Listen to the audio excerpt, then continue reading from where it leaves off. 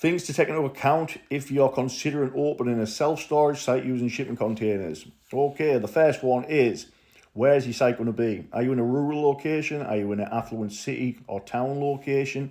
Because this will determine what type of boxes you can use on your site.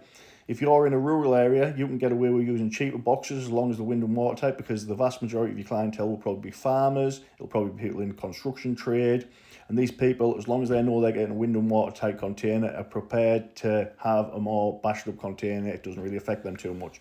But if you're in a city, the vast majority of your clientele will be domestic users. It'll be domestic people who are storing furniture, storing stuff because they're moving house. So they want to see a nice clean box, because it doesn't matter, even if yours are wind and water tight and the tatty will look tatty, it will put people off. They'll think that they're not getting a good box. They'll think there's going to be chances of leaks and stuff like that. So you want the nice new boxes in a city centre or in a town area.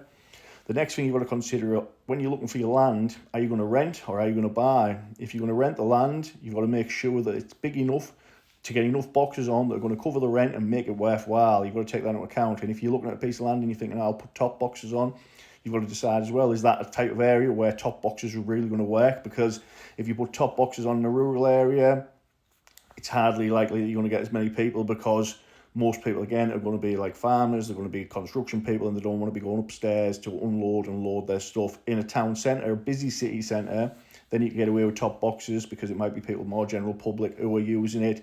And also there might be tighter space, there might not be as many sites around that are available for the people to store the stuff in, so you will be able to cream a little bit of the crop that way.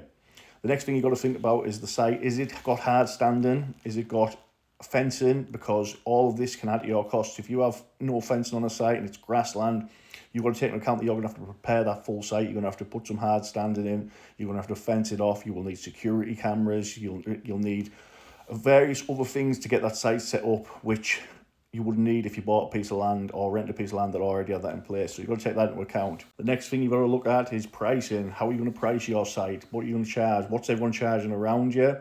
How competitive is the market? Is there a lot of sites near you? Because that will all affect how much you can charge and how fast your site will fill. Because although being a very good business, shipping container storage can be a little bit slow to get started and get filled. So you've got to take that into account, that you're going to need to have that site ready and waiting while customers aren't necessarily there. So you've got to build it up slowly. It might take a little bit of time, but once full, then it tends to be a really good business. If anyone would like to know anything else or has any other questions about self-storage using shipping containers, let me know in the comment section. I'm more than happy to help and offer any advice that I can.